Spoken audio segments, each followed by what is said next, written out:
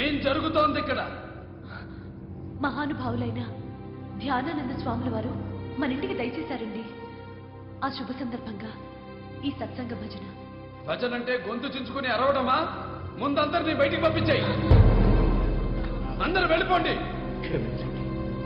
రంగా, ఎవరేం చెప్పినా నాకు వినపడదు. నేను కన్ను మూసి తెరిచేలోగా ఒక్క పురుగు కూడా నా కంటి ముందు ఉండకూడదు.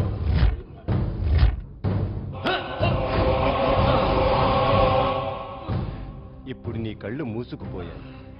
తెరిచే సమయానికి నీకు కావలసిన వాళ్ళు ఎవ్వరూ ఇక్కడ నీకు కనిపించరు. ఇప్పుడు మీ కళ్ళు చల్లబడ్డాయా? కాదు, కడుపు భగ భగ మండుతోంది. మంటకేమవుతుంది?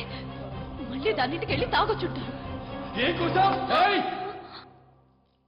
రంగా, మీరు నిజంగా మారిపోయారనుకున్నాను, కానీ నేనే మారిపోయాను.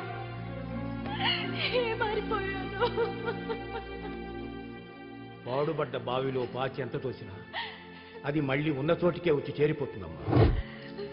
ఏమిటిరా ఉరుగుతున్నావు? ఇంతకాలం నువ్వు వెన్ని చేసినా సహించు, కానీ ఈ ఇంటి మహాలక్ష్మి మీద చెయ్యెత్తావు చూడు, అది మాత్రం సహించలేదు. చిచి, ఈ ఇంట్లో ఒక క్షణం కూడా ఉండలేదు. ఉండలేకపోతే అందరూ కట్టకట్టుకుని వెళ్ళి గంగలో తూకండి.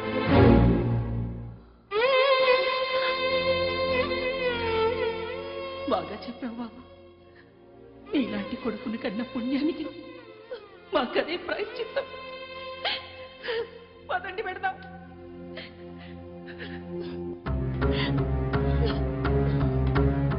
ఏమండి ఏమండి, వెళ్ళిపోతున్నారండి, అందరూ వెళ్ళిపోతున్నారండి. పోతే పోని, కావాలంటే నువ్వు కూడా వాళ్ళతో వెళ్ళిపో.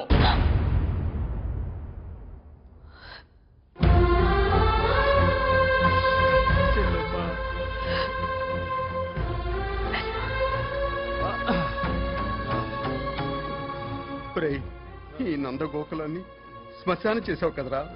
శ్మశానంలో కాటి కాపరి తప్ప ఇంకెవరు ఉండరు.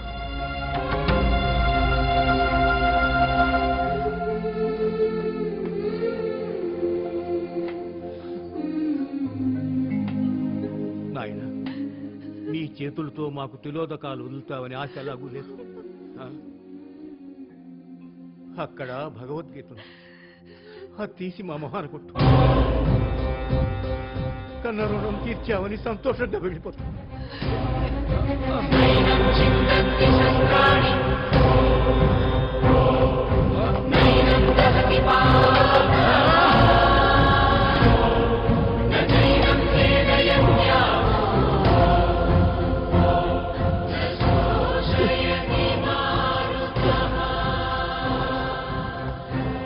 అల్లుడు గారు, నా బిడ్డకి దూరం అయితే నేను బతకలేనని మిమ్మల్ని ఇల్లరికం తెచ్చుకున్నాను.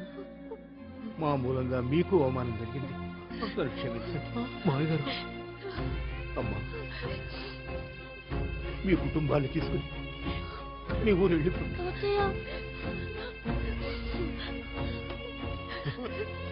అమ్మా లక్ష్మి, నిన్ను ఆ కృష్ణయ్య మా ఇంటికి పంపించాను. ఇక కృష్ణయ్య సేవలోనే. అన్నయ్య, నిన్ను విడిచి నేను ఉండలేనన్నయ్యా, ఉండలేదు. మేము మాత్రం ఉండగలమట్రా. తప్పదు నాయన.